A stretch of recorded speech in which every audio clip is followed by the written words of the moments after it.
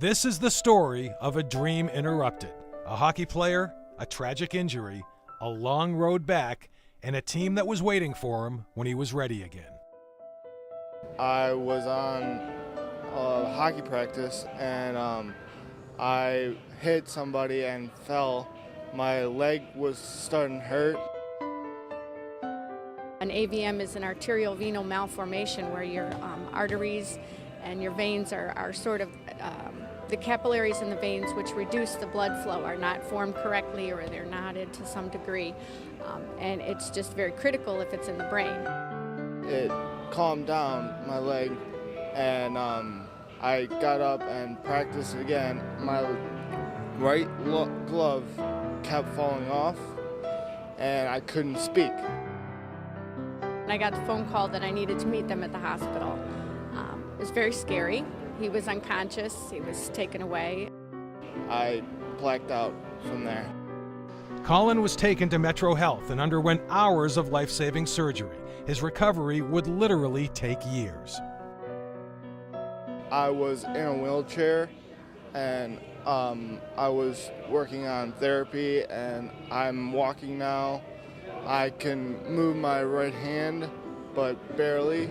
5 years of rehab followed, and through it all, this multi-sport athlete had one goal: to make it back onto the ice. As he entered his junior year at Westlake High School, it started to seem possible. His older brother Brendan was on the team, and Colin would not lack for support. For some reason, my husband and my son were talking, let's see if you can join the Westlake hockey team, and Coach Duke was willing to take him on. I think it helps because they knew his story and would like to see him succeed, and took him in with open arms. And I've known Colin for the last couple of years, know the family real well, and he's a hard worker and real positive kid, and I knew he'd be a great influence on the team. After 6 long years, Colin was back. He still has limited use of the right side of his body, so his role on the team is limited, but the most important aspect is still there. He's part of the team.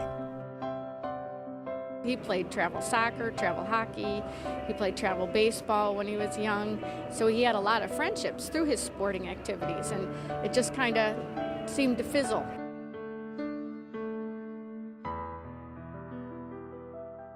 He says, I'm finally a part of something. Yeah, I miss the ice. Yeah.